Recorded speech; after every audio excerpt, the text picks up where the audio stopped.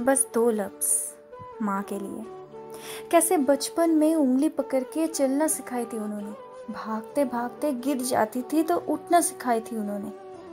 घर में सबसे पहले उठ के हर काम करती है वो आज भी। सबकी डांट सुनकर भी खामोश रहती है वो आज भी।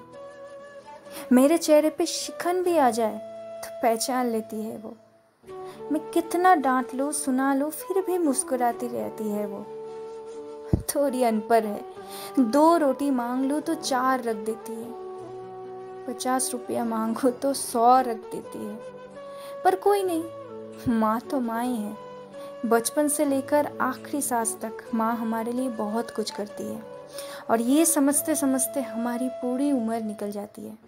हड्डियों के टूटने जितना दर्द झेलकर हमें पैदा करना, रात रात भर जाग कर हमें चैन से सुलाना, हमारे भूख लगने से पहले हमारे लिए स्वादिष्ट खाना तैयार कर लेना, घर के हर एक मेंबर की जिम्मेदारी को पूरे दिल और जान से कैसी कैसी मुश्किल घड़ी का सामना किया, लेकिन कभी बच्चों पे आँच ना आने दी। जब बिना मांगे मिल जाती थी तो उनके खाने में नुक्स निकालते थे, नखरे करते थे।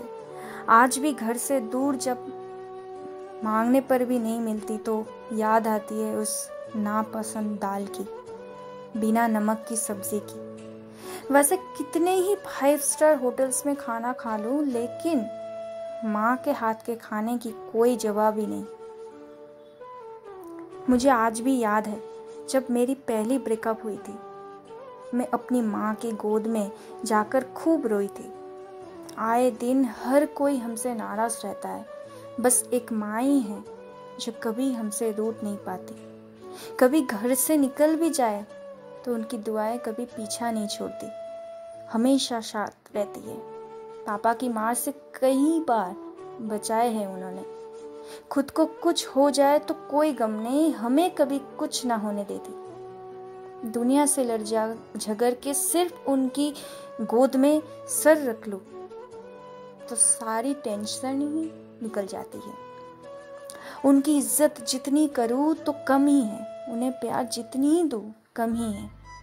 हम उसके बावजूद भी कई बार उनकी इज्जत करने से चूक जाते हैं या उनके बुरे होते होते उनको बोझ समझने लगते हैं।